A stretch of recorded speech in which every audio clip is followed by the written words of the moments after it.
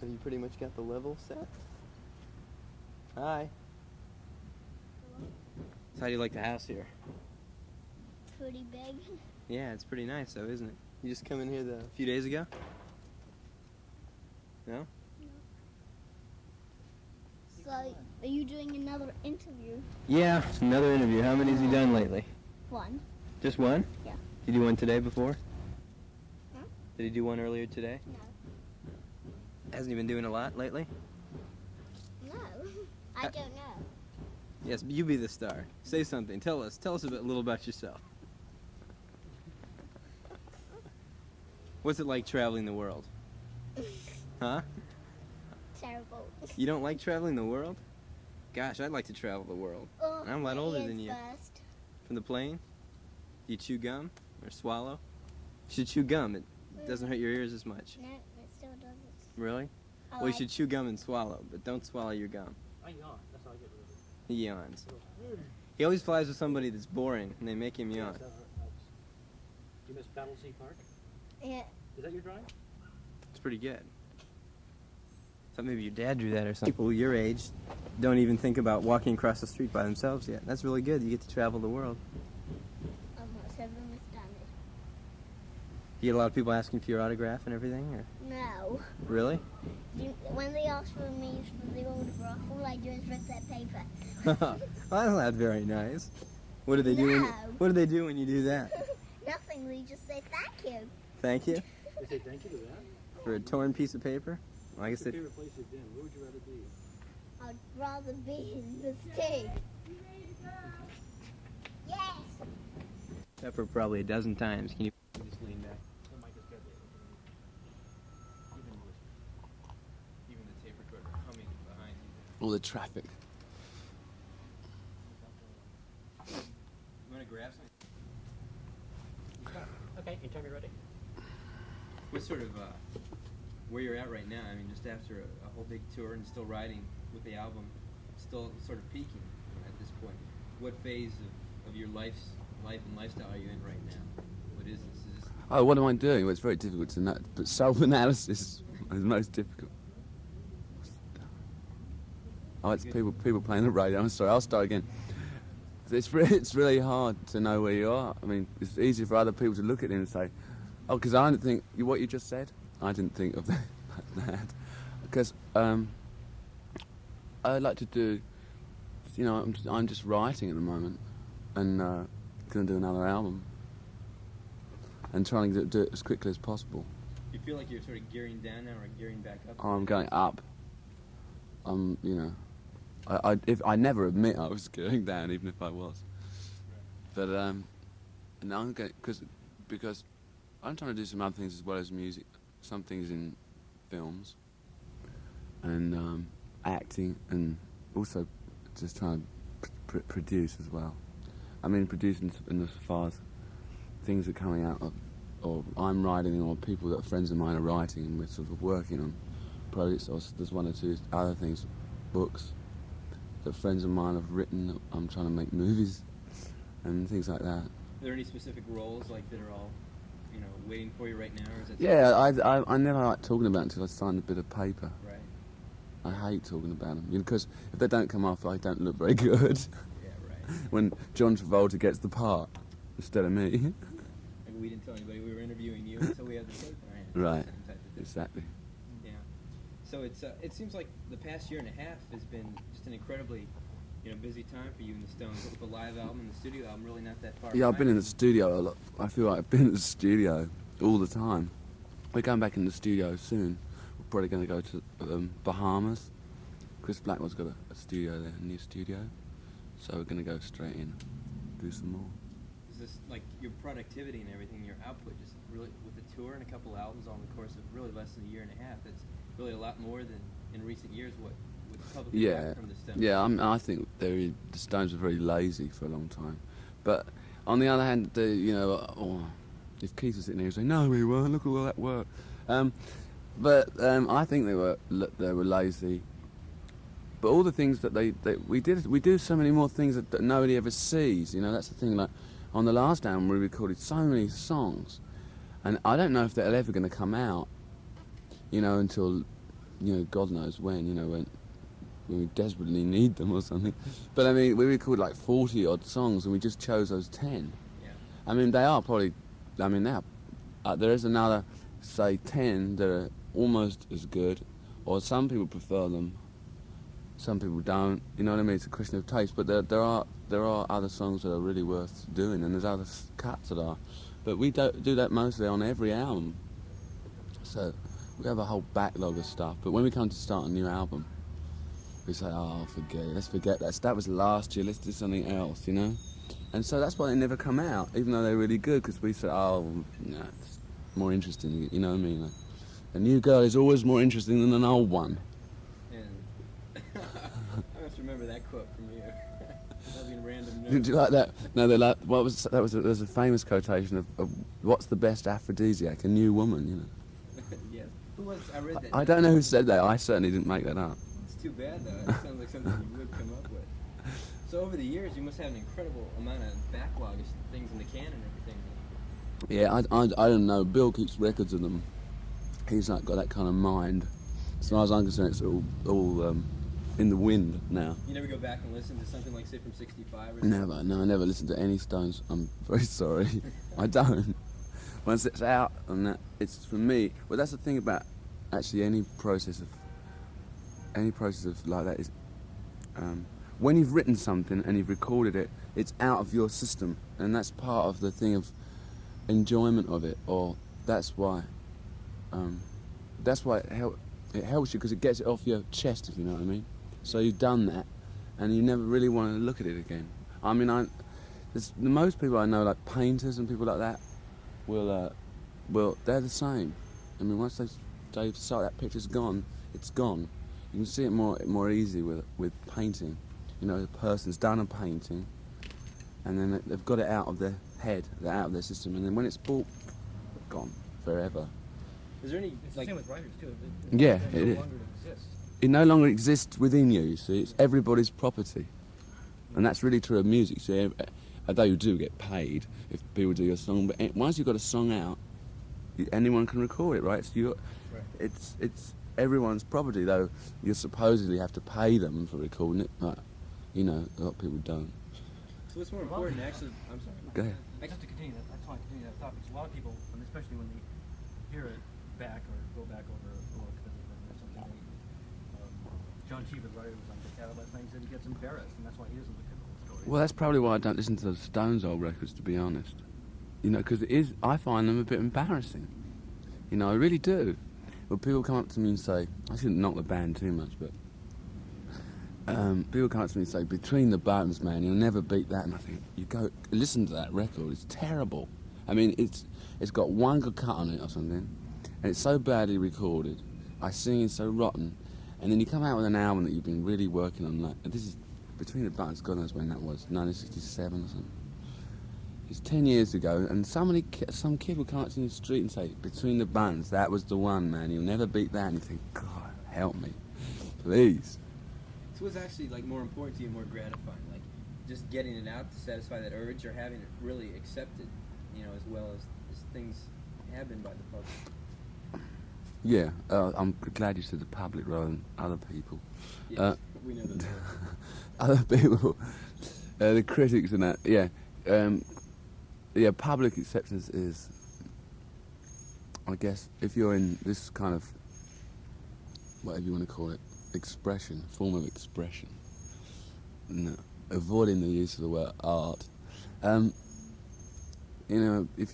guess you're really geared to selling a lot of records. I mean, you might as well accept it, unless you want to make records which nobody buys, which you can also do. I mean, if you're lucky and rich enough, you can go ahead and make a record that nobody buys, as long as you make records that people buy. I mean, you could go and make Charlie's done a few things that no one's ever heard of, Rundgren's a good example of that. Yeah, he is actually. Though I lost the track of our conversation. Go ahead. I know where we were talking about even. Important bulletin. You put me off. Important bulletin from the front. Yeah, with that acceptance. Yeah, I don't know. Public. It's a funny thing to ask me, because I've been doing it for so long. If you ask someone, You haven't ever not had that acceptance. kind of. more or less. You know, though there was. I just talked to a lady on the phone. She says, "Wasn't it a great struggle?" And I said, "No, there was no great struggle. If there was, it was years before when I didn't even notice it.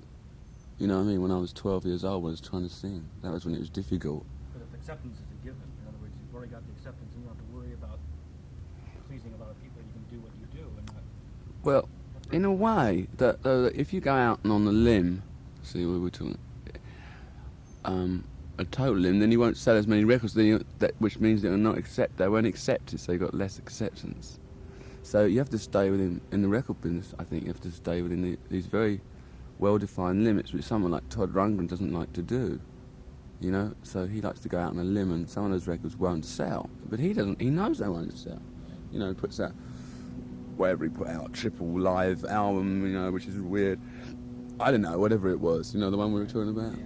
And Santana does that too. I mean, they can't sell that. He knows when they come out with a 4-album set, they're not going to sell as many, but they just want But he's happy. to do that. Yeah. Yeah, in the past, like Exile on Main Street was a good example where the critics just, you know, at first Oh, they were really down. That this is great. This really nice. I still haven't done it. Maybe Michael would get some girl of his in his office to do it. To go back to the reviews of Exile, you know, in Rolling Stone and all that, they were terrible. That album was slagged when it came out, and it didn't sell. And now you say, oh, of course the Stones, the last best good thing they did was Exile. Those same people slagged it when it came out completely, and it didn't sell.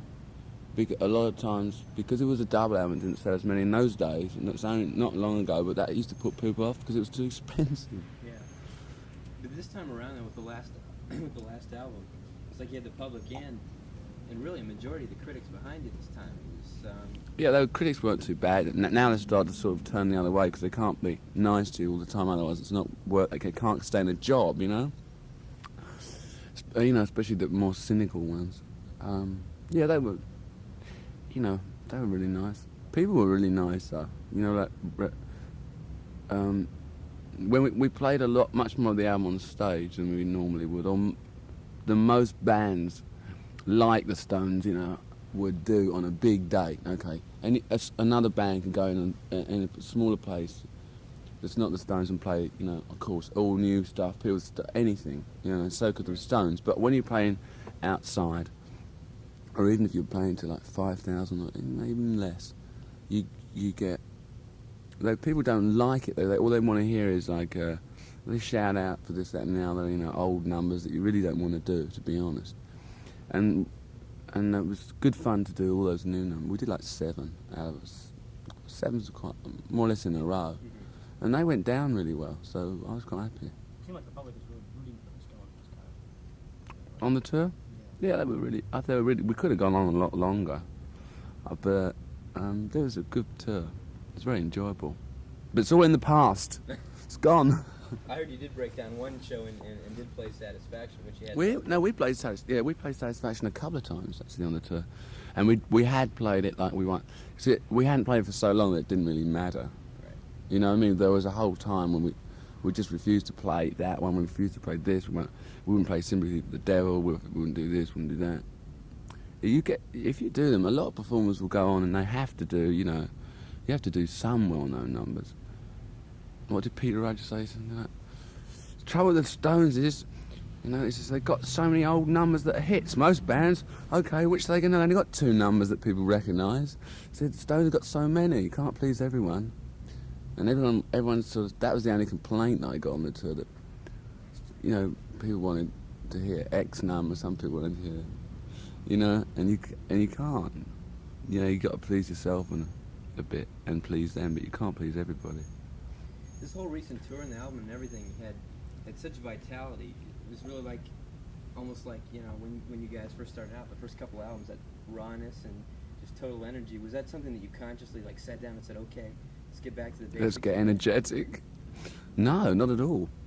I mean, at the beginning I said, I was very crazy at that period when we recorded in Paris, and I got into this really crazy thing, so I just started playing guitar and everything, I started playing guitar and everything. I was really crazy, you know, and playing everything really fast, but just for fun. And we were going screaming at each other, more fast numbers, and no one was allowed to play any slow numbers. I have no idea why it was. We were just fed up with playing ballads. I think it was Truman Capote said, you remember this quote? He said, the Stones will be the same in 1990 as they were in 1965. Right, I wouldn't mind, maybe. I don't know if I want to be ossified. But by Truman Capote, I wouldn't mind looking the same in 1995 as I did in 1965, but I don't think there's any hope of that. Yeah. I don't know what he meant. He didn't mean anything as usual. Truman Capote rarely means anything. Yeah. Which is part of an interesting thing is lines like that. It's always fascinating to me is that people like Capote, and there's hundreds of them, thousands, will put their own feelings, their own aspirations, whatever that is, whatever they're carrying around their neck, onto the Stones. You know? Yeah. Yeah, I know what you mean. Well, they transfer the things to everybody. That particular person certainly does, you know what I mean?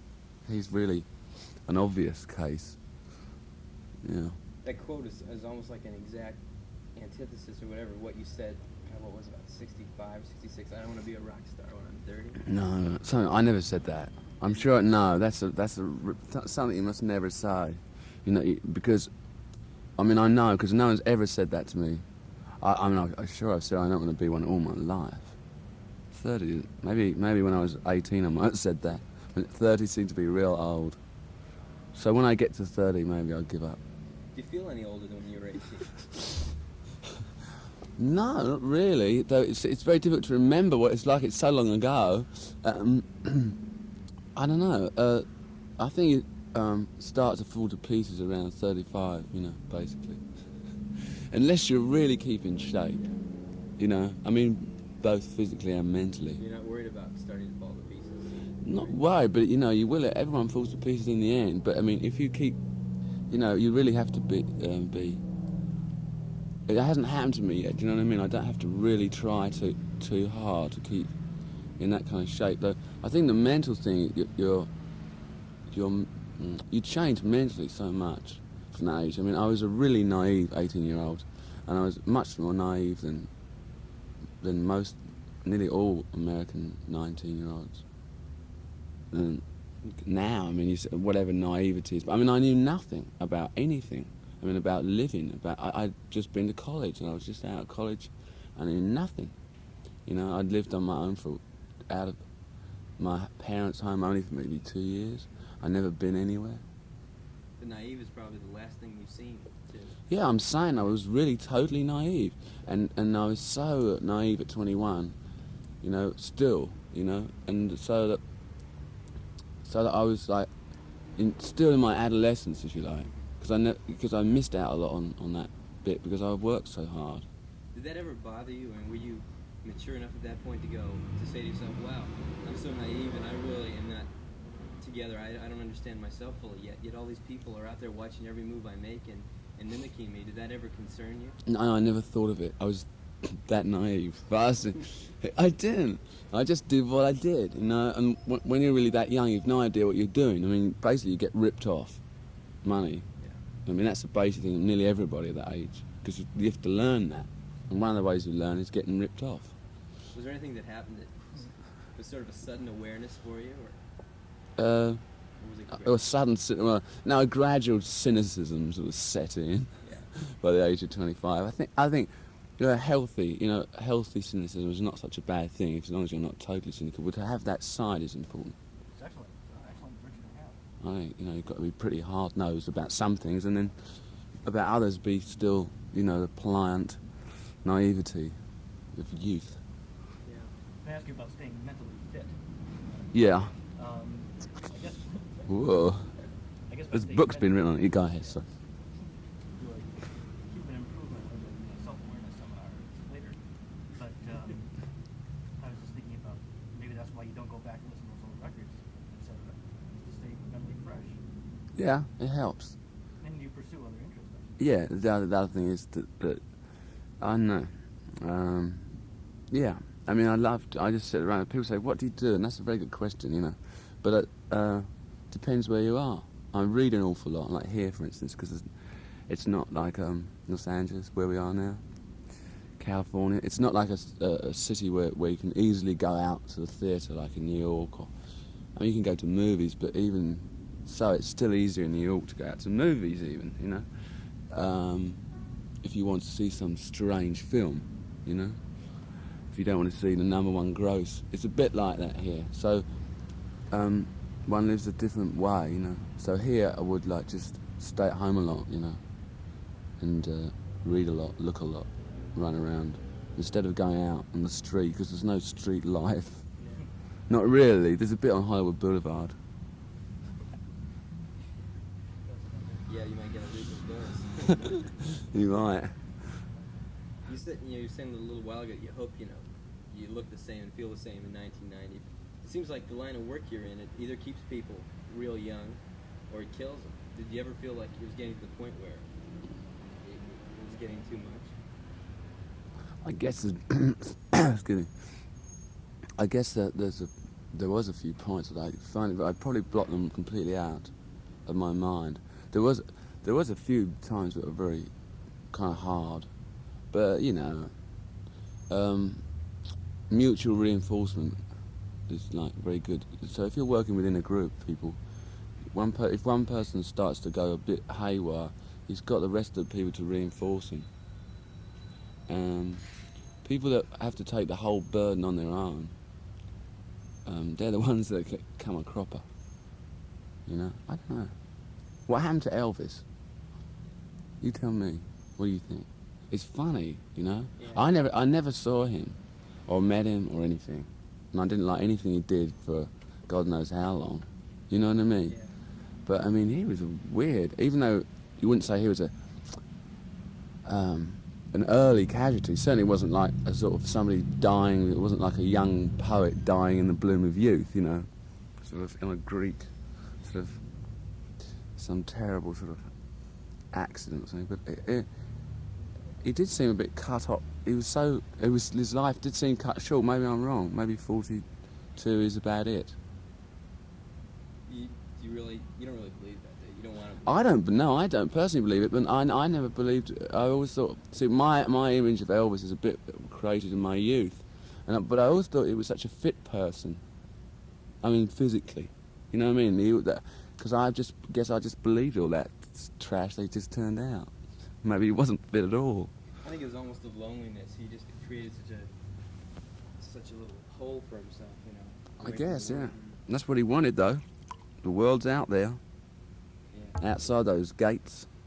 I personally blame his manager to a large extent. I think Elvis was easily manipulated. He was, but you got, one doesn't know what one's done is surmising, and why can't one should be able to just sit around and talk about stuff like that. But some people do that. I know a lot of people in the music business that do that. When people would say, "Oh, his girlfriend is keeping him so tied up, you know, that no one can get to him," and it's his fault basically. It all comes back to you. I know a lot of guys that put their woman out front and they won't take any calls and they keep the door closed and they'll say, "Oh, people will blame the woman." Well, they're just hiding behind skirts and that, you know, or managers or whatever. It's always down to you. But he was more easily manipulated than some people, and perhaps he's just a naive country boy. But he can't have been any more naive than I was. He can't have been. He probably believed that he couldn't get around, he couldn't go out in public. Yeah, people do. I know people that believe that. But you can go out. I can. I mean, I do. Like if you had enough people around you that are doing numbers on you saying, "Oh, Mick, if you go outside, you'll be mobbed and you'll be torn apart and you won't live." You know, if You think I would believe that?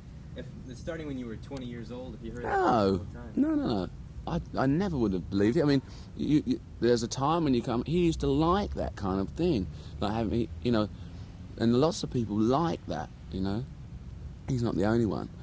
Like to have people sit around and tell them that they're great. Like just to go out and be, because that makes them a bigger star. You know, because they're always the centre of attention. Now, you know, and then they go out and whatever Elvis used to do, crazy things and all that stuff. Rent, you know, a fun amusement park.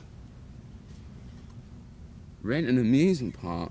The Beatles used to have Harrods themselves at Christmas, like the Queen. Well, anyone can do that. It's just a question of money. You know, you just go in there and say, keep Harrods open, and it costs $20,000, whatever it costs, right?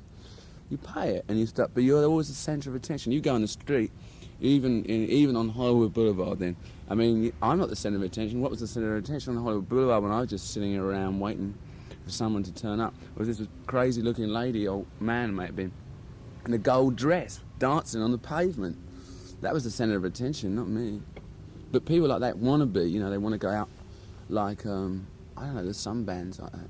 I used to go to discos, and people that were bands like Kiss or something, which come in the disco, but all dressed up as they go on stage.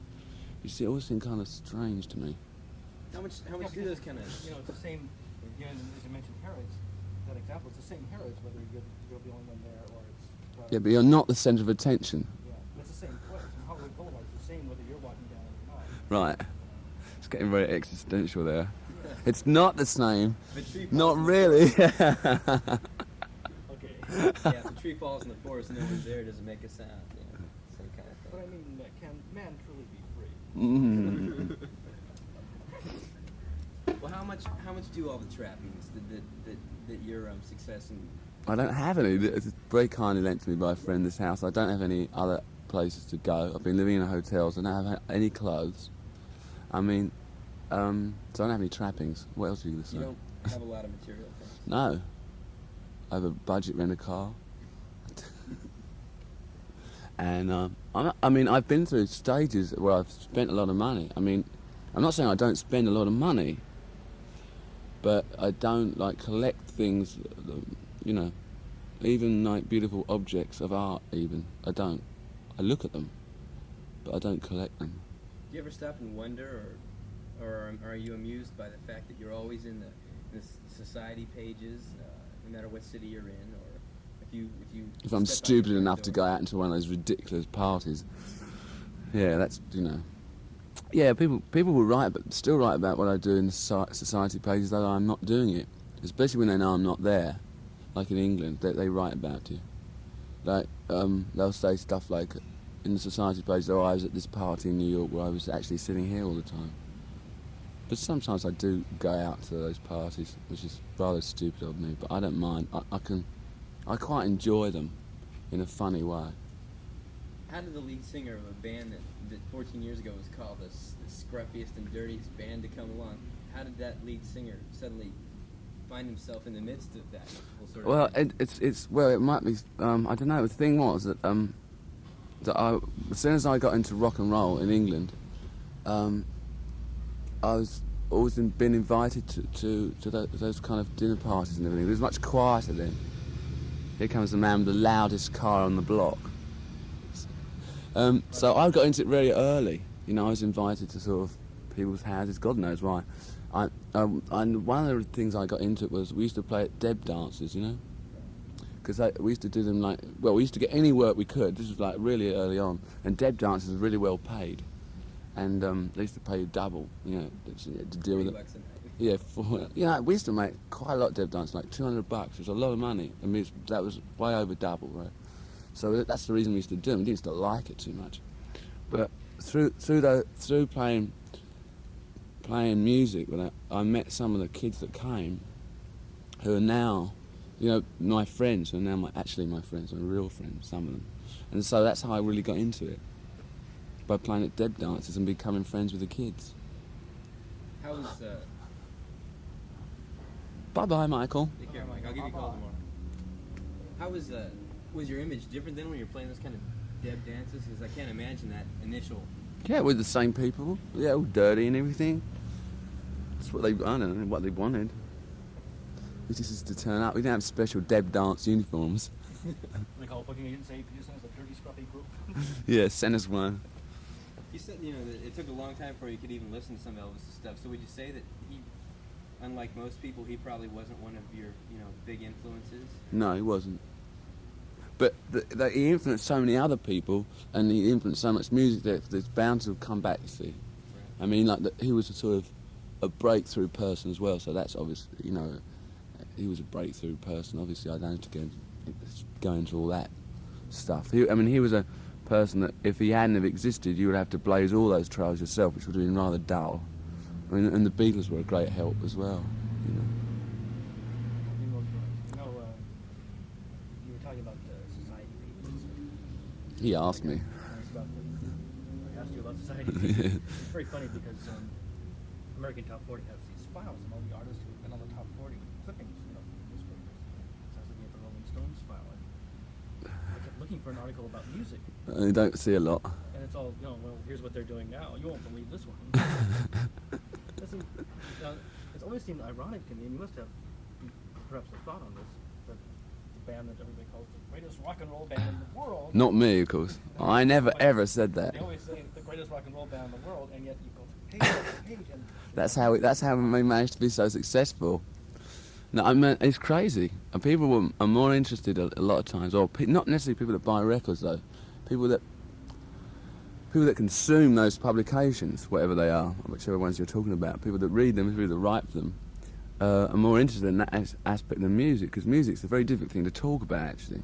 I mean, it is quite difficult to get music into print, because it's like talking about painting, it's like writing about films, it's hopeless. You might as well just, don't let me write about the film, go and see it, or go and see 5 minutes of it, or listen to a bit of the record. It's real hard to write about, Or about dance, that's the one. Yeah, writing about dance, it becomes absurd. I mean, most of the ballet critics are ridiculous people, with the one or two exceptions.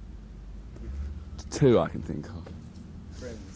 Well, they were not really, but two of them are really funny, actually. Funny writers, you know what I mean? But the Stones have got, I mean, they've been around so long that people kind of, there's a whole backlog of stuff, because that's what happens when a writer, right, wants to write an article. So what it'll do is, it'll just take that press clipping thing that you took, and he'll just read it and say, oh, well, I interview Mick, I'll ask him this question. And none of them are about music, right? They're all like this other stuff, so it becomes like self-perpetuating a bit. Mind you, I used to go through this thing of saying, well, I'd really prefer to be on the Society page than to be in Rolling Stone, because what they write is just as trashy. I was speaking specifically of Rolling Stone, which is what I would expect to see. Even a record review has nothing to do with music. No, well, they never have. Rolling Stone was a trailblazer insofar as that kind of review. It was the first magazine publication that really let those idiotic journalists write anything they wanted. I mean, you have to go through pages with it. What about in some of the other ones, the newer ones in Rolling Stone? They'll write about their problems getting to the interview. That'll take up pages. It goes on and on. I woke up in the morning and I really felt terrible because the night before, and it goes on. And I knew I had to be there, so I called them up on the phone, and when and you never get to the interview. It takes ages. I know the one you're talking about probably specifically last year when up in Canada, where the guy Chet Flippo,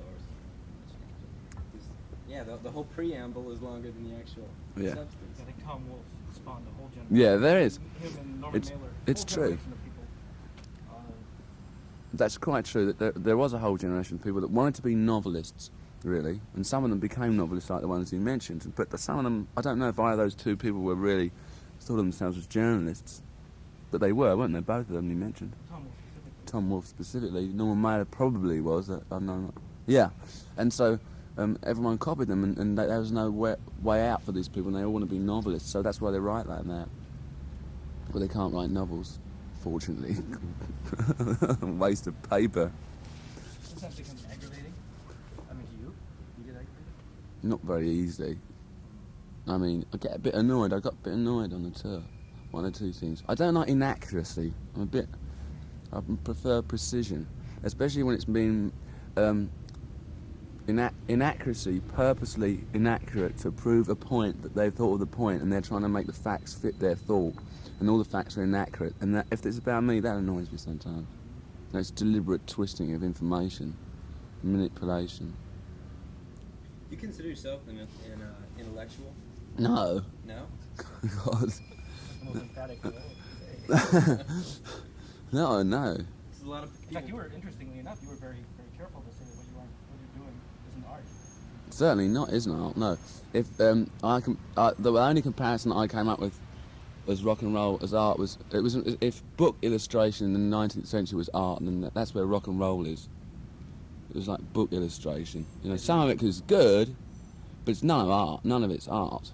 Do you have artistic pretenses? Do you have artistic desires in other areas? Acting? There is no art. There's Destruction no of art. No, that is Well, there's a certain I do have a kind of weird sort of. I was just thinking, the album cover of Some Girls, which is the only album you can get at the moment of the Rolling Stones, was a kind of thing that unconsciously I stole an idea from Andy Warhol, which was making all these covers, but they're all slightly different. They're not all slightly different, but there's many versions, there's variations, and there will continue to be variations. It also sells more records. Well, I never thought of that. I really didn't think of it. I was thinking of it purely as a sort of decorative device, but I just unconsciously stole it from Andy because he'd done that before. Like he'd done it years ago. With the soup cans and all that, and like selling people paintings but each one was slightly different. You know what I mean? And no one had actually ever done that on a record cover before. That was the first time that anyone's done it that I know of. Do you know what I mean? Anyone that's Colours are different. yeah, the colours are even different. It seems to be an obvious thing in the world, right? Only one time, it's right now. The Foreigner's new album is out in 2 different colors.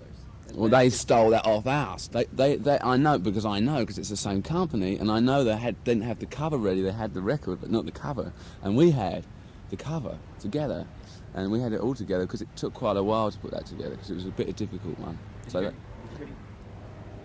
hear about the guy in New York who went out and bought 400 copies of Some Girls because of the fear that Lucille Ball would sue over having her picture? She didn't sue. I was going to go around and see her. Actually, now I'm in Hollywood.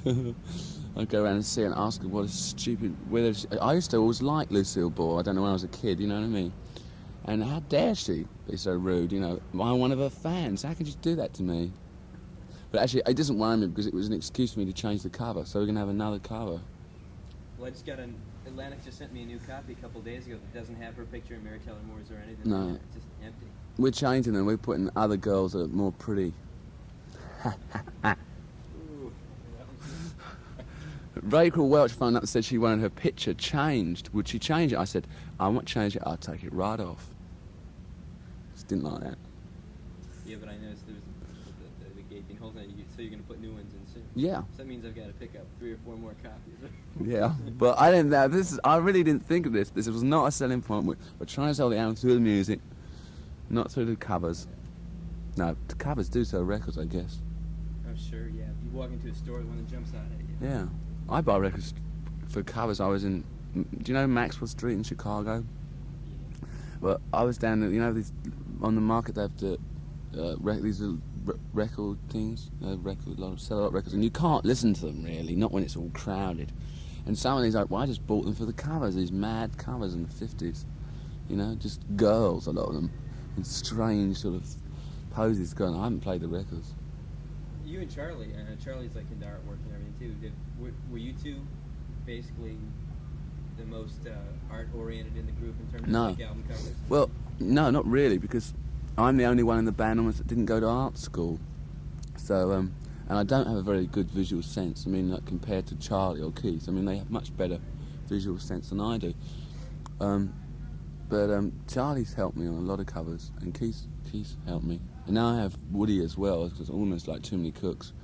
Now I have Woody, because he also draws quite well. They all draw well, but obviously not well enough to do a Stones record cover. So, are you really as chauvinistic as you seem, or are you just more open about it? Well, chauvinistic about what? You mean sexually? Yeah, like I know. I'm not chauvinistic sexually at all. That's the impression though that the public But gets. that's only because they always write that. I wonder if that's intentional though on your part. It wasn't ever intentional, no. It may have been manipulated again by one of my former managers. That quite possibly. Really, I'm quite serious about it. But yeah, I got a reputation for that. But I'm not at all chauvinistic though. Sometimes women will say I am just to put me down. Like ex-girlfriends or wives and when you read them, they're so strange. It's like they're all living with different people, and I don't know. They have such funny ideas. But I'm not at all. If you mean chauvinist, I don't really know what it means even. It's become it's become so cliche to say sort of male short. I'm not really sure what one is. What's a good example of a real good one that's still around? A real Burt Reynolds? maybe. No, he's really not at all. It's an image. But Yeah, it's an image, not but at I all. mean, I was going to say the same thing. I've no idea. I've never met Burt Actually, Reynolds. the closest thing to male chauvinist is Phyllis Chapley, who's campaigning against the ERA. You know, it says that a woman's place is in the stove and other such wonderful things. That's about the extent of it. Were you the type of guy that will put them on a pedestal? Or- Woman? Yeah. No, I don't put women on pedestals at all. I mean, I really think women should really pull their weight, you know, in the community, which to me means pulling their weight in every direction. I'm you know, I really dislike women, and I think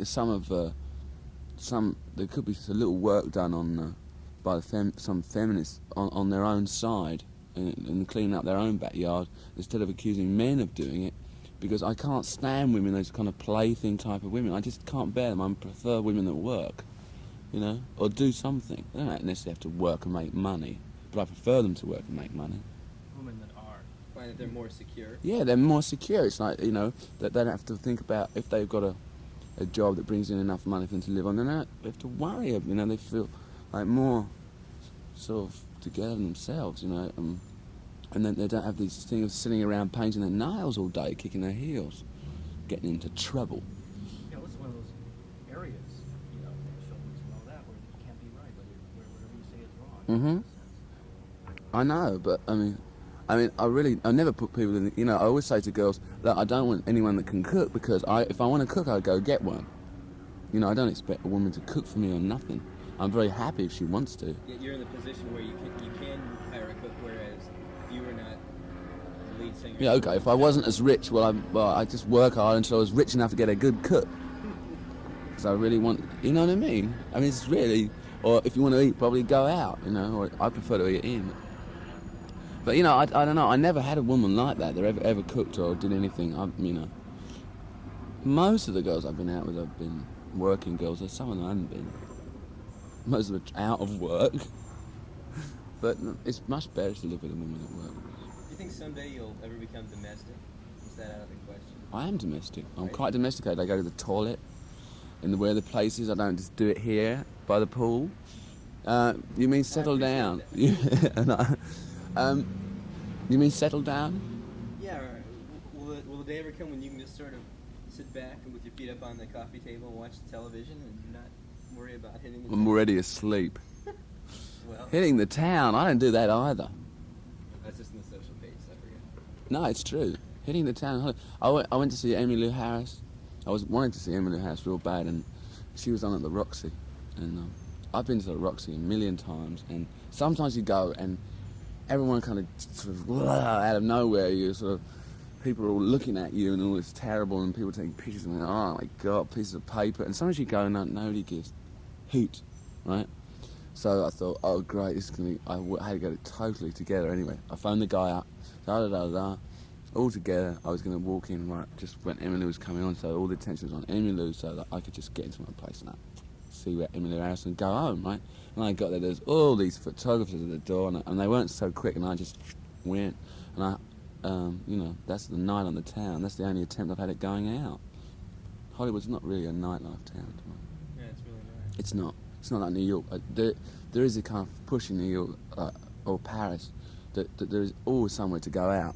You know, in Paris particularly, which I don't know as well. And there's all these strange places that I discovered, you know, that were interesting as nightlife goes, but not sort of social nightlife, you know, jet set or whatever it's called, Concord set.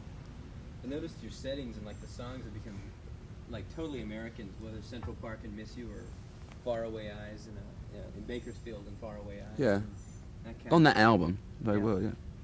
Well, I'm very Americanized. I mean, I've been coming here for a long time, so all these places to me are very kind of familiar. You know, I know how to get to Bakersfield. No, it's you know, what I mean? I think. I lived a lot of time. What you tend to do is you let the places inevitably influence you. You know, and I like place names a lot too. You know, I like the sound of them, like Budapest and stuff like that. But it's like, if you let the place, I was in New York and I went to Paris, and when I did all the writing there, I didn't really do it in New York, 'cause I've been in New York all the time doing nothing really. I was mixing a live album or something. And then I went to Paris and just wrote all these things that were all out, really all New York, except for the one thing about bass. But the next one, I have been to Bakersfield. I was in Bakersfield the other day. Why? Why? Don't ask. Don't ask. Yeah. I ain't got no more beers. If it were anything else, I wouldn't. Top. Somebody top. Testing 1, 2, 3. I bet you I'm pushing the level right up there myself, aren't I? Arf, 1, 2, 3. Okay. That was a bit chauvinistic, but it's true. You had a great car. Oh, really? What kind of car was it? Oh. I mean, I like cars. You know, It's like in television. A lake. You're an old. Not a lake. Do you come from here, both of you? You live here? I have for a couple years now, but I'm from like Baltimore, D.C. area. Yeah. I'm from Family. Seattle. You are? I like Seattle. Well, I like around there. You know, the country. Up there, from Seattle north up to Vancouver. I drove that. No. It's great to drive around. Yeah, I drove that part a lot. Enough. Yeah, I got lost too, especially at night. You all ready? Yeah, I'll roll it. Yes, we'll never be like 100% home. You know, just something about this town. No, well, it isn't. Most people here are transient. That's why it's so easy to get a house, because everyone's transient. Yeah. You know, the people over here. It's a great example that would never happen in Europe, which is why I don't think I'll ever become completely American. They show me around this house. They live right opposite me, and they want to rent me the house. You see, because they know I'm living here only temporarily. So we'll go around the house, and it's quite nice, and they're nice people, and so I said, "Oh, such a charming house. May I ask, where are you moving to?" I said, "Oh, we're just getting divorced." You know, they said in the bedroom. Just, okay. No more to say. I'll just look around the house. Sometimes I feel life here in this town is like a deck of cards. The house is shut up. Yeah. Yeah. Go ahead. What's like more gratifying? What do you enjoy living in a place like this more than like living in a flat with Keith and Brian back however many years I just ago? spent 3 days where I never went to bed. I've just been to bed. I had a little bit of sleep, but not much. We've been playing. There's Keith, Woody, and Mac, and me. There's 4 of us, right? And we're all playing. We've been playing for 3 days straight, and living up there. I've just come back. It was really crazy. It's very similar. I mean, except we got more money. Yeah. We had more money for drinks than we did. But apart from that, it doesn't really look any different. I tell you, it was really disgusting. After 3 days, and no one cleans, there's no one to look after, there's no sort of servants from you. And, or anything, it's just a whole mess. I was just washing dishes, it's such a mess, getting glasses for people, That'd be great for the society pages to see you washing the dishes. Yeah, I know, well, if cook walks out on you, you have to wash dishes. That's good, a lot of people would have just a lot of dirty dishes. What paper plates? Well, we ran out. Is the camaraderie the same, with the band and everything, that it was back in those days when you're all huddled in the same place? Oh, I couldn't bear it. It's too much camaraderie. I do like a bit of privacy, actually. I've always been like that. You have a lot of camaraderie in the band. But I don't really like living with the band all the time. Some of the band do. See, they're all living in this house, but I couldn't do that. And nor could Charlie, I can live with Charlie because he's very quiet. Like on the tours, I used to have share rooms. I used to share rooms with him. Because the rest of them are just too rowdy sometimes. It seems like Keith and Woody just don't stop. They're so rowdy. No, they don't seem to settle down. But they always were like that. Keith and Brian were always so rowdy. They always just drive me crazy, because I'm not as rowdy. Then if I get rowdy, like the other day, Now, after the end of the 3 days, I started to get really rowdy, and they didn't like that at all. When I suddenly became the rowdiest, and the drunkest, and the dirtiest, and you know, they didn't like that. They said, "Wait a minute, no." It's time to sleep. Yeah. You mean you would kind of ease over to their territory? Yeah, no, I've become more rowdy than they are. They didn't like it because they think that's their job to be rowdy, and my thing is to be cool and together. Has the energy level been consistently high over the years? Do you feel it's like... No, it goes up and down all the time. But overall, like, would you say...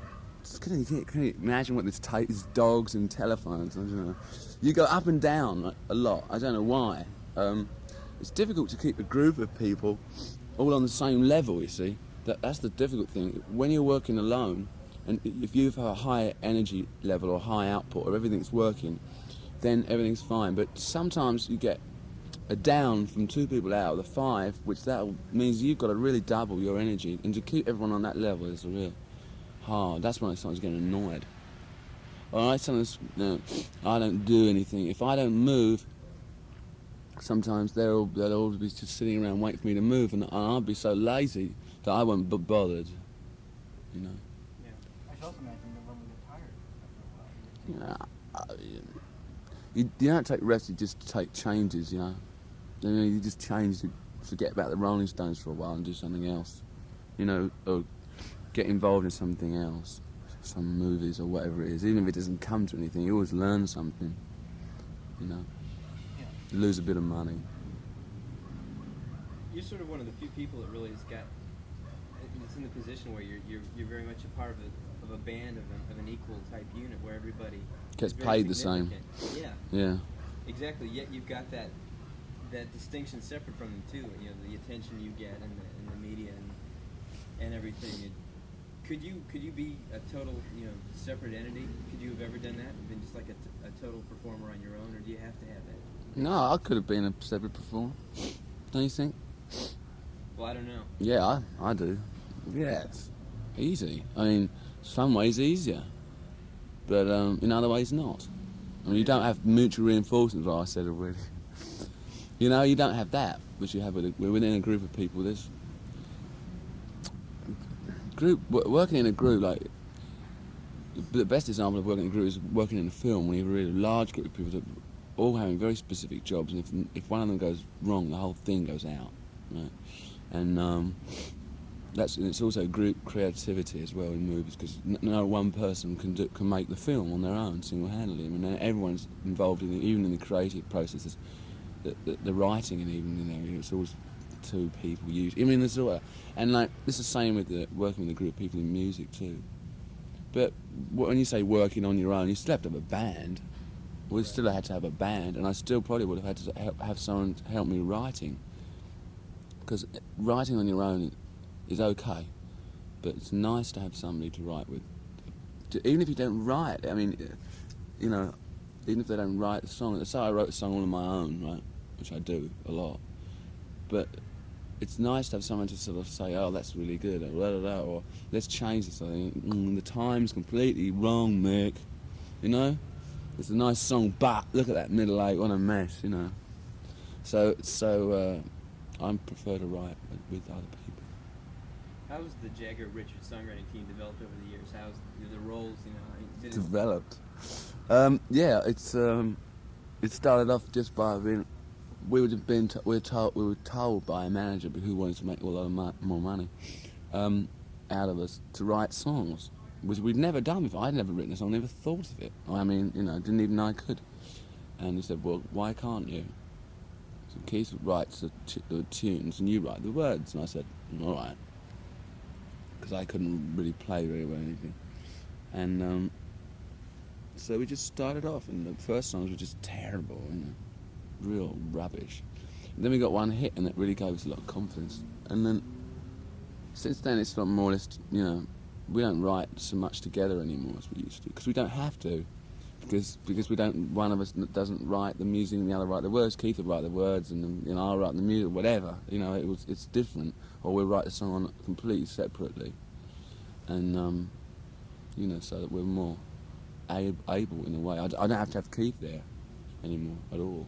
But I mean, that's not saying we don't write together. But I don't need. Before I had to have them physically there to play it to me. I mean, these are the days before cassette records. And I'm going to carry one of these great things you've got around. I think I remember reading a long time ago. You said that Brown Sugar was like the first single that you wrote entirely on. Well, yeah, I can't remember.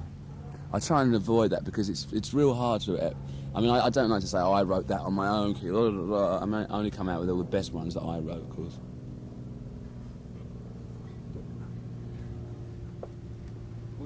Did you have any? Sorry.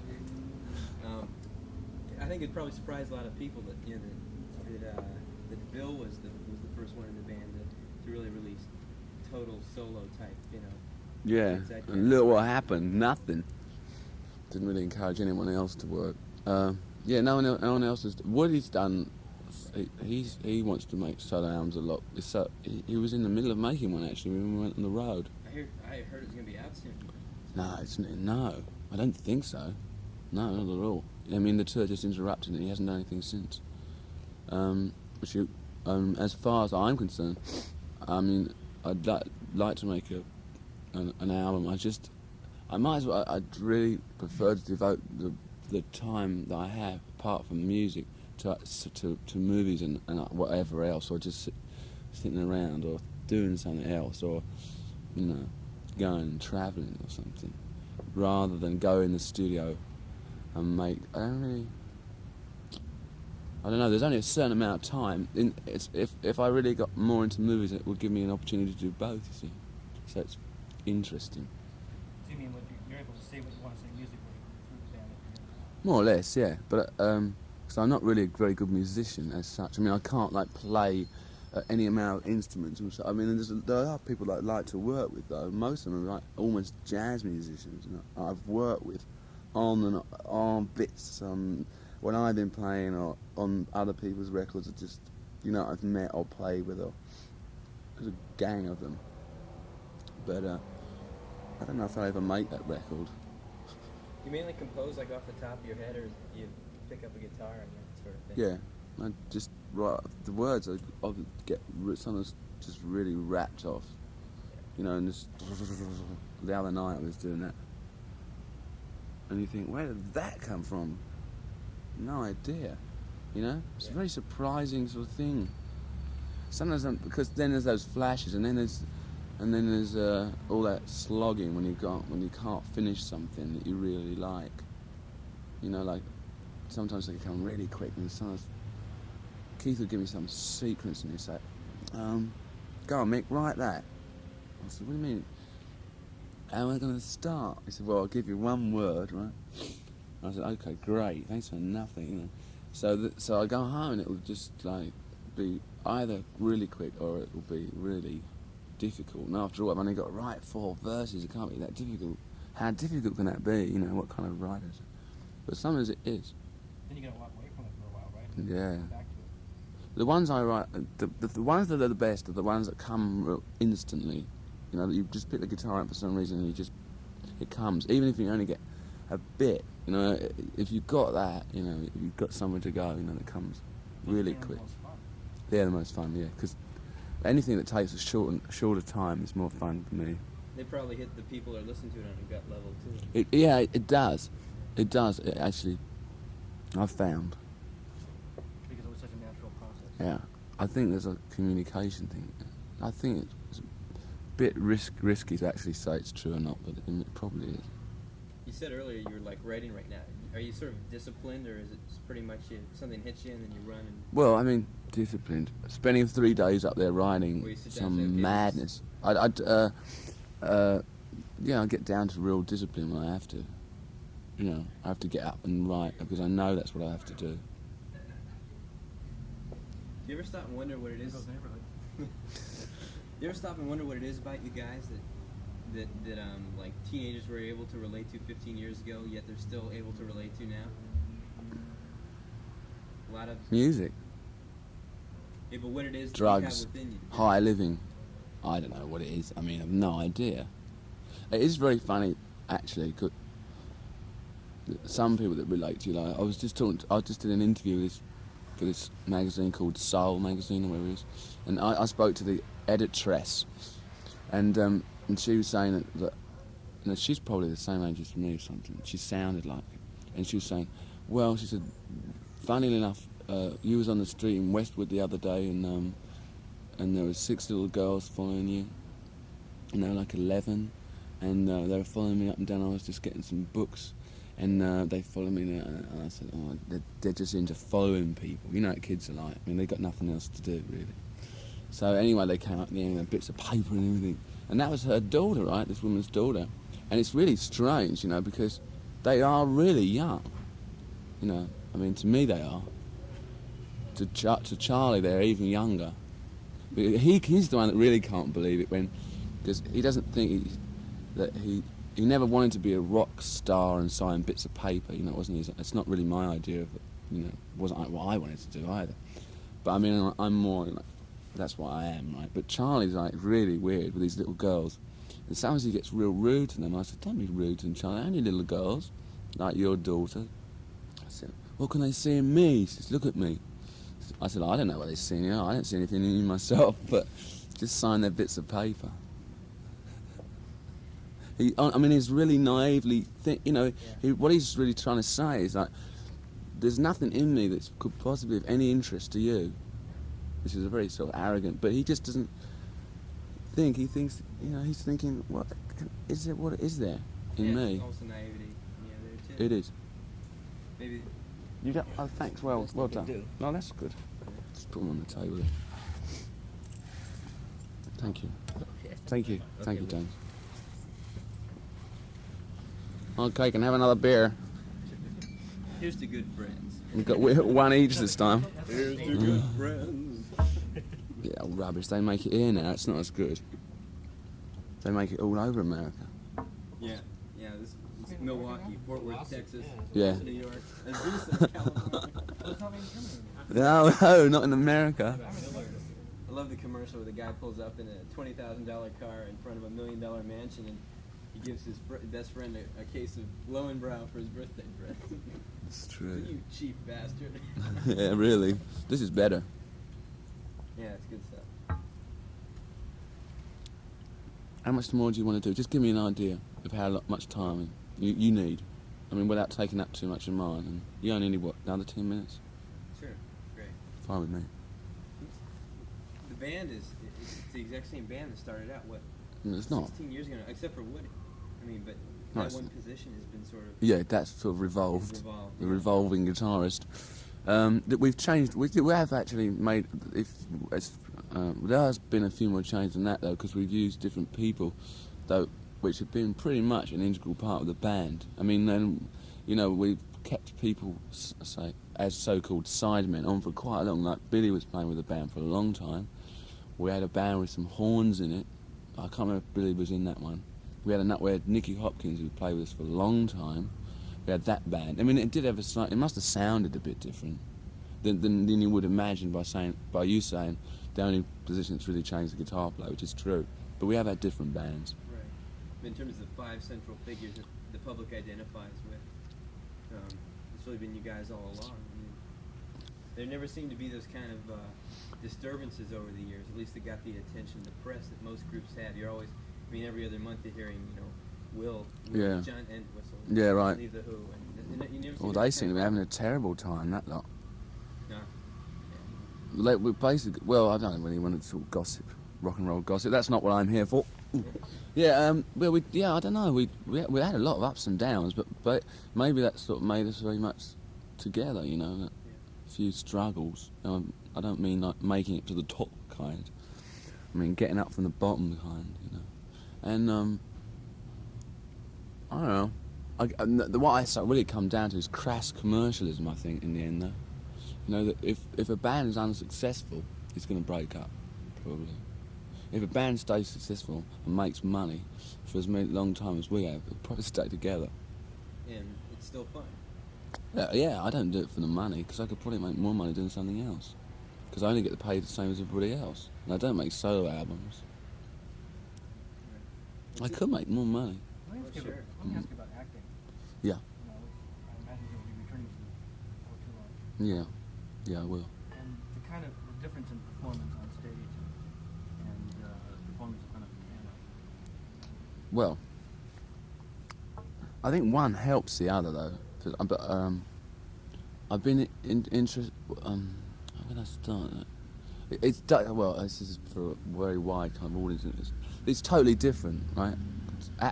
Acting on stage and acting for film is a totally different thing. Any actor will tell you that. So, Acting musically on stage. well, being on stage in front of people, whether you're singing or dancing or acting, or to me it's all acting. I mean, any acting coach will tell you you've got to do them all. I mean, you've got to be able to sing, dance, and it's all acting. But it's completely different. And actors that do stage when they do their first movie, they really sometimes get turned around, you know, like, or take like Jack Nicholson, who's a very good movie actor, I think. He's never acted on stage in his life. Now, I'm not saying he's not a good actor, because he is. And I always say to him, why don't you want to act on stage? You know? He says, I don't want to. I just think he's scared to. But it's true, because the thing, it's really totally different. And a lot of actors have managed to master both very easily and very successfully. But acting on camera is well, if it's in a close-up, you know, every detail is noticed if it's going to be blown up and shown on a big screen. So, you know, every small movement is noticed. Whereas on stage, even in a Broadway theatre, you do have to exaggerate slightly your movement, and on your facial expressions and all that. That's the main difference. But that complements, one complements the other. Oh yeah, One that way, you look at- absolutely, and one does, which is why I try to answer the question by talking about Jack Nicholson, because it's like, you know, one's got to complement the other. One's got to give you something that you can use in the other medium. Must do. I mean, when I haven't hardly done any movies, as you know, but I mean, when I first day on the set, I wasn't at all nervous. Now, I mean, I was less nervous than I was going on the first time on a big tour. I do get sometimes a little nervous, you know. I'm not nervous, just think, well, I might have to change the whole show. You know, you don't know how the show's going to fit together. It's more or less an internal thing, you know. I've been thinking about the set, you know, as you've done. And I wasn't at all nervous to do a movie, and I'm not at all nervous to do movies, but mainly because I'm so used to going out in front of people and just making a fool of myself. You know, that to make a fool of myself on a set with just a few people is much easier.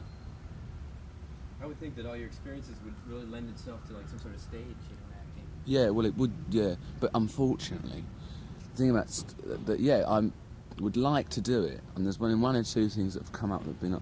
You've got to sort of stay in New York and London. London's a place where the really good people are, I think, actually. And but you have to do the thing over and over and over and over and over and over. Now, I don't want to get stuck in a theatre for 6 months doing the same play, or even 3 months. I go crazy. I got 2 gigs at Anaheim. It feels like, you know, you got residency. Can't stand it. It's almost a similar type of feeling of not wanting to just sing at satisfaction every show. Yeah, I mean, you see, every actor, of course, has to go out there and perform the play every night and put something special into it. Of course, they don't. I mean, a lot of them are on automatic pilot. You know, I mean, even the good ones will tell you that. And is that going to bother you, that kind of noise? Probably. I can't remember where we were. But even, we were talking about automatic pilot, I could be an automatic. Yeah. Stage, you're on a tour, you might be on automatic. Yeah, you if on a really long one. That's why I quite enjoy keeping the tour reasonably short, because I found that when it starts to go to 55 gigs or more, on the Bruce Springsteen tour is 80-something gigs right now. Like after the first 25, I mean, you might still be in place, but other people around you will start getting the crazies, and you've only got to see a band on tour.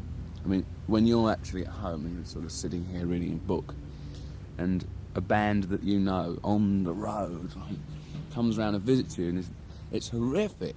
Because, I mean, it's like looking at yourself, you know, under the similar circumstances, and they're crazy. Nuts. So, and people start to fall to pieces around the edges. And after 50, they are completely crazy. And if they go over 50, then everyone's so crazy that they're just unbearable. And then the shows can be very automatic. Because I went to one where it was Yeah, there is, because you're living with it. You're forced to live. That is one time when you are forced to live a bit of a strange, rather than, well, it is a strange life. You are slightly cut off from the outside world, but on the other hand, you get to meet more people more quickly than anybody. With more intensity. Yeah, I mean, people say, "Oh, you must never see America." You know, never see America. I mean, I bet I've seen America more than most people. You know what I mean? 90% More of the Americans. Yeah, it must have done. I mean, I've been to every, you know, I mean, I know where all the towns are, I know where all the bars are in each town, I mean, I know all the girls in this one, and blah, blah, blah. You know what I mean? It's like, yeah, it's great, but it is suspended, you know, isn't it? You're saying. Time gets really weird, you don't know anymore, you have no idea what day it is. People are where you are, but then you're reminded where you are, and you think, oh yes, I know, I know what to do here, and then you go out. But if you're just doing those things, what you do 3 towns in one day, well, the schedule is that you wait, because it's a lot of money, you know, it's like a movie. You know, you've got to tighten the money thing up, so because, you know, so there might be a reason you have to be, you wake up in the morning, you do the gig in X town, right, whatever it is, and then you fly on to your next, which is going to be your next stop, and that may be the only way you can do that gig. So you're in 3 towns in one day, which is strange. It's fun to go back and see those people. We make friends. Yeah, you do. I mean, people come out that I'm not, that, you know, that they write and they say, oh, when I get to the hotel, I get the letter saying, oh, I first saw the Stones 12 years ago, and I come back to your room, and, you know, blah, blah, blah, and there they are again, you know, and you actually do remember them, funnily enough, especially if they got something to jog your memory, you know, something you did together or a picture or something, you know. I've often had the feeling that when a band comes out on stage and the leader says, hello Los Angeles or hello Cleveland, they're doing that to prove to themselves that they really are in those towns. Yeah, I do sometimes forget. You know, I mean, I really do. I mean, not very often, but where are you when you're in Anaheim anyway?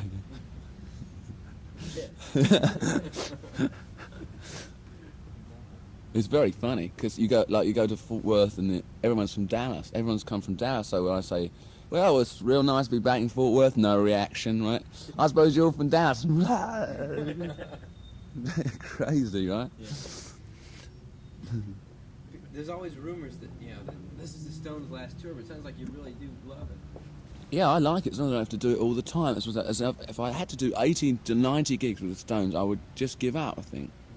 You know, I mean, I that's what I, you know, got to keep it down to a sort of reasonable amount of number. They have diversity in your life. Yeah, I love touring other countries too. I mean, now America's always got a special place in my heart, and it's more money than anybody else. No, people don't take me too seriously, please. But no, there are places that hardly anyone's played in. I mean, like where people were dying to see any band. I mean, not necessarily a good one. A bad one will do, you know. And there's not a lot of money in it. And there's so many. Well, there's a lot. Sometimes you come out with a loss, you know, which is what really difficult to, because that's why it's difficult to get around. But like South America, Southeast Asia, even Australia, those places that are not on the map, Africa, and I really want to go, but it's so difficult because there's no money in it. That all these people that work for me who are very charming, when we go on the road in America when they're making packets of money, they've now got to work their arse off for 3 months, work themselves to death for 3 months to get paid nothing. So that's the reason, you know, you really have to push them. But I really like touring places I haven't been. I mean, even 1 or 2 on a tour, like going to Yugoslavia. It's like we never played in Yugoslavia. We've been going together as a band for years, right? Never played in Yugoslavia. They all go completely bananas, you know. I mean, they've never seen the band before, right? It's like you understand what I mean? Like all these other towns, I mean, people are much more blasé, and how many times they could have seen the Stones anyway, like in LA, like a lot of times. These people have never seen us before, so it's a kind of weird thing. You're going out there, have to prove yourself in a way. Reprove. Yeah, I imagine you sort of have to keep reminding yourself of that, though, after so many years of recording. Yeah. Songs. Yeah, you there do. are still people. A lot of those 13-year-olds out there have weren't even born when we first hit. Yeah, no, there's that as well. Yeah, because I'd like to know. I mean, I really would like to know how many people on the second show in Anaheim, which was very young. Very young. Like, a lot of them have never seen the band before. They can't have done. I mean, we haven't been here for three years, and those kids were like 13. They can't have seen a Stones before. Peter Tosh, who's now with Rolling Stones records, must think of another name.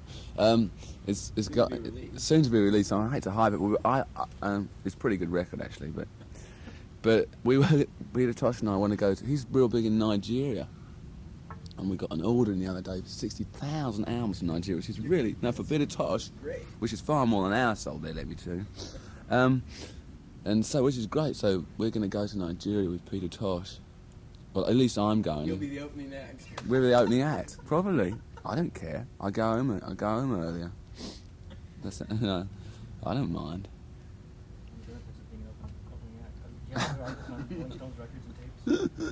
What? You have other artists on Rolling Stone? I have Peter right now, but we're just seeing what's going to happen around that in a few months. We'll see. I don't want to get too many people. Maybe another one. He's a wonderful man. We interviewed him. We did? Yeah. Did you really? Yeah. What on earth thoughts that made you interview Peter Tosh? He's quite difficult to interview. Yeah. A lot of people, there was this girl I was telling the black lady who's an editor. Yeah. She was, she couldn't get one. No, he's really nice though, Peter.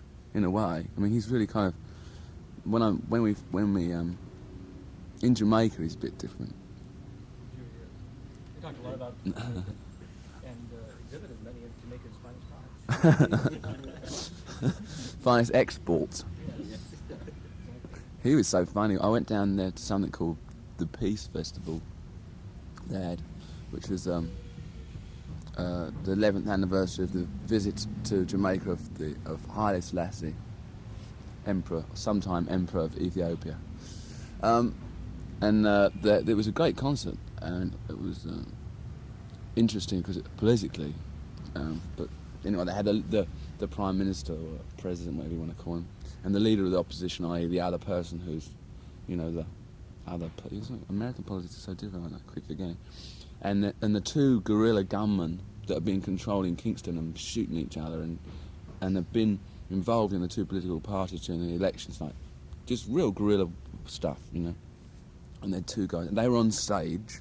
It's great. I mean, if you can get an analogy, if this is America, and all these people, that's 30,000 people, the most marijuana I've ever seen consumed by those 30,000 people in my life. I mean, I've been to a lot of rock concerts, not only as an artist, but as in the audience, so I know how much they smoke. But nobody has ever smoked as much marijuana, not me, of course, but the audience. And I mean, it was unbelievable. And then Peter Tosh came out and said, "Peace concert." Peter said, "Peace concert." Well, he says, "I'm happy to be at peace concert. But, my definition of peace is when you're dead." That was his openers. Then That's a very good impression. not bad. I can do it better, but I haven't got time. He's great, Peter, though. What did you do the interview for? Sorry, because I'll never ask you again. What was it for?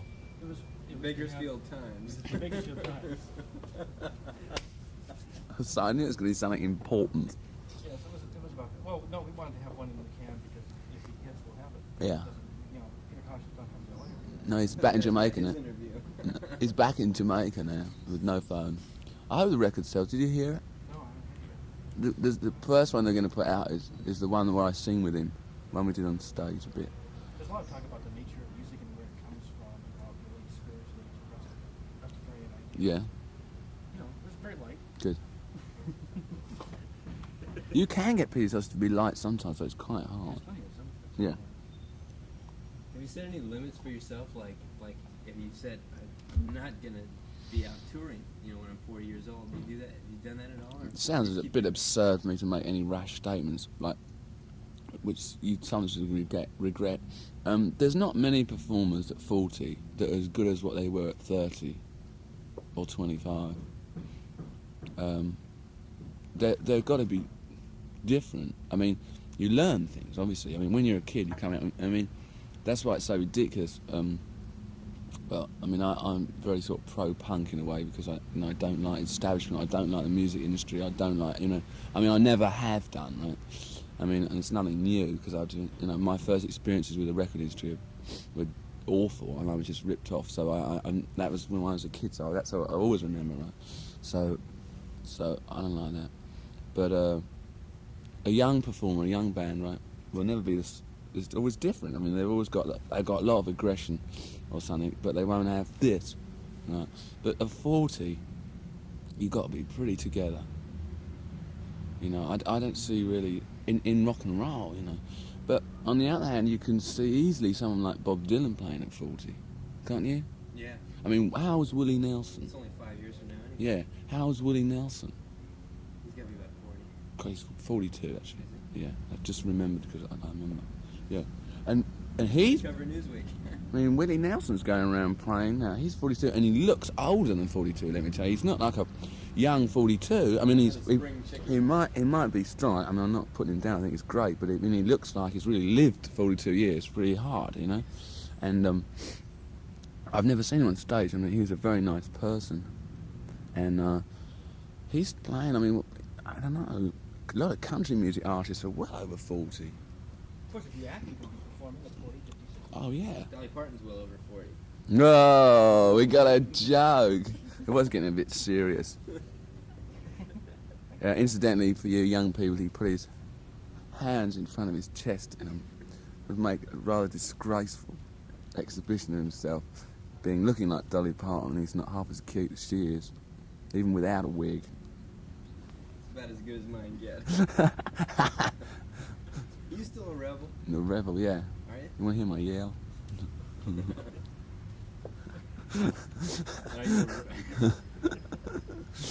It's too loud. Are you a rebel with a cause? I've, lots of causes. I like wanted to stop seals being hit on the head. Women wearing fur coats. Africa for the Africans. England for the English. More money for everybody. Peace, love, and harmony. Are you putting me on? No, you're putting me on. Cause I don't have, what I was putting on was people that have causes. There's a lot of those. They're usually out of actresses. But I mean, Marlon Brando is a brilliant person, a brilliant actor. He has causes. Now I've never gotten into this causes thing. It's like a bit of faddy. That's why I don't like it. But the only thing I can do is just to. Sounds awful. No, I don't have any causes. Fuck it. It sounded terrible what I was going to say, so I'm not going to say it. What did you initially rebel against, though? You were always a rebel. Was it a conscious? Was that really you, or was that part of the image of the group? Both. That they hyped it a lot, probably. Though I was so naive at the time, I didn't realise it. We were. I mean, I still am. I told you I hate the record business. Very few people will tell you that. They're so buddy-buddy. Everyone now have all got millions of dollars. How can they hate the record business? They wouldn't have that millions of dollars. It wasn't for our business. Well, go yourself. Because I'd have more if it wasn't for you. And your rotten distribution, and then you cut all these people and cutthroat. I know how they operate. It's not nice. So that one, I always hated the music business. I always hated the music industry. I always hated the movie industry, which I shouldn't say. And most of it's distribution facets rather than I'm not talking about creative side. All those things. I really wanted to change that. I really wanted to see artists get paid, which is why I keep mentioning money, because they didn't used to get paid. The record company would make $2 and they'd make 2 cents. And we said, if you make $1, we'll make $1. That's what we think it should be. Now, we haven't quite got there yet, but almost. And I'm not talking about big artists, I'm talking about everybody, right? Either that or, we'll go out and do something else, or we'll just make singles and just put them out on any old label. Single distribution is really easy, so you can do anything, which is why punk bands managed to get off the ground a lot in Europe, because they got off the ground with singles and people just, in vans just delivering records. That's how Chris Black was started at Island Records, literally, in a van delivering records to Jamaicans. and it, you know, it works, and so that's was kind of nice to see that change. As far as I'm not saying it's perfect, but I mean, at least you don't get ripped off quite as much. It's just got a long way to go. Yeah, I mean that's not my life's work, but I'm very pleased to have been part of somebody that really wanted to change it, and we have, you know, just by force, just by real, you know, being successful and using it, you know, because for years, I mean, they used to pay, I mean, then they go and make all the profits they're using. I mean, just all the profits that goes in that we made on Decker went into some sort of missile thing that they sold to the Americans, you know. It's terrible. I mean, yeah, I think it's awful. You know, I mean, I don't know. I just feel the same way about taxes too. You know, I mean, everyone does. You know, especially during the war here, everyone's really, you know, you see all the money that the IRS was paying out going up in one sort of one bomber takeoff. It seems so senseless. You know, all that sort of stuff. I'm very worried about the next World War. Think it's gonna happen? Yeah. That's why I'm worried about it. If I wasn't worried about it, I wouldn't be worried about it. I mean, if it wasn't going to happen, I wouldn't be worried. When? Anything's Why? When? If I could tell you anything, who's that lady that does those? Jean Dixon. Go ask Jean Dixon. But I think it happened, yeah, and I'm very worried about that, but ain't nothing I can do about it. That one. I think it's soon though. Because I think it's going to happen so soon that I'm having to personally think about what I'm going to do. Aren't you worried that it's not going to matter if it happens? Everything's going to be gone. No, well, that's the really last. I say a rather pessimistic view. It may not happen like that. We don't know how it's going to happen. Things never happen like you think they're going to happen. I think the best kept secret is if there were a world war, not everything would be gone. They have sold us the idea. Pardon me for just a moment.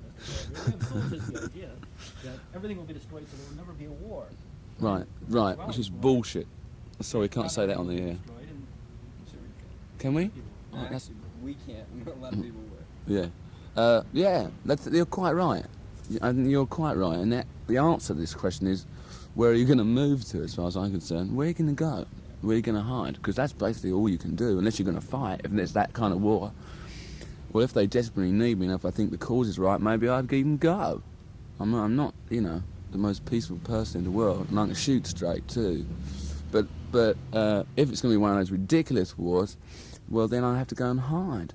But it's going to happen. That's the only reason I'm thinking about it. Yeah. And it doesn't have to happen, but there's never been a build-up of weapons so enormous. And in, say, the history of the 20th century or of the last 100 years, there's never been a build-up of arms without there being an enormous war after it. So it seems to me totally inevitable, I'm afraid. But as you said before, we don't know what it's going to be like. I mean, Like buying a car and never driving it, you know. I mean, how can it happen? How can everyone be sitting there, exactly, with all these things they're itching to get going again? Those people are crazy. Yeah. Now, I mean, I'm not talking about, all of them are crazy. All military people are a pretty crazy lot. All the ones I've met. I mean, some of them have been really nice people, but craziest. I guess when you start peeling off the layers of the onion, you get inside. I mean, they are. Plumb crazy. I guess it would be kind of naive to think that it wasn't ever going to happen again, because look at history, back to the dawn of time, back to record history. There's always a war. Well, yeah, but I mean, you don't have to look that far. You only got to look at the last few big ones. Start off. Okay. High school history. Franco-Prussian War, big arms build up, right? Talking about the last 100 years. First World War, enormous arms build up, right? An enormous war, carnage of incredible proportions, which everyone forgets because the Second World War was affecting people maybe more in a way. But the First World War was like carnage, you know, I can't remember the numbers, they're so horrific. You know, and this is being killed with conventional weapons, and they hardly had tanks, even. And this is just shells. Millions of people just killed with shells. God, I mean, and then another one and another one, so I just can't see it. Unless people start actually not, stop build-up of arms is the only way to stop a war. It really is. As soon as you get it building up, it's building up. And I don't know, I mean, it seems to be really building up now. It is. I mean, the Americans have got both the Americans and the Russians have 4 new weapons in 1 year. It's like putting 4 albums out. It's true. You ever read a book called The Guns of August? No, I You didn't. heard it here first. God. So anyway, that's kind of important. I can't really think of anything more important than that, apart from, you know, things that I can't really get into on the radio because they're just too difficult to talk about in words. But that's the most important thing. Maybe it's a bit depressing. People don't want to hear that American Top 40, but I wish you'd say it because I think it's really important. It's the only really thing I care about. I mean, strategy for survival. Plan for survival. The best plan for survival is to get rid of some of the armaments. At least start. Well, I mean, an individual plan for survival. Oh, and an individual plan for survival, of course, and that doesn't mean building a bloody hole in the ground in America, I don't think. No, it probably means arable land. Hmm? You said a while Exactly. back you're not an intellectual at all yet. Certainly not. What you're talking about, it's Talking about what? I'm talking about something that's going to affect everyone. I don't want to be classified as anything, but certainly not an intellectual. Because I'm not. I mean, I just know I'm not. But, and that's everyone's plan for survival. I mean, everyone's got to live. It's pretty basic Do you stuff. have any idea where you'll go? Where you'll... Yep. I'm looking. There's places. But, I mean, there's big places. There's whole large tracts, you know. But, I mean, what it's going to be like is no idea. I'm in the no. middle of Iowa or something. It's going to be the best place. No, it's going to be more remote. Yeah, much more. Canada, somewhere north. More remote. Third world. You have to study all the stuff of, you know, the fallout and everything. You have to do a certain amount of work on it, not much. It's all, weather. yeah, it's all been done. The information's all there. You've only got to get someone in the military to give you a bit of it. Probably some it's not even classified. Intellectuals are a word that's fallen on bad times, isn't it? It seems to have done. What's that? I don't even know what an intellectual is. I mean, So I'm if you denying say- I am one. If you say that an intellectual is one who uses his intellect, then that would be a compliment. Yeah, of course, but it doesn't mean that. It's got a pejorative that. I know Is that the lots right of people word? don't use their intellect, What? Like rock singers, you mean? Uh huh. though. No, I didn't say Uh that. huh. You said that. No, I said that. Uh huh. I know rock singers that are like that. Uh huh. No, actually, Yeah. I think that's stereotyped. It's like football players, too. Football players are very stereotyped. And you find Yeah. that's- I don't know any football players. No, I know.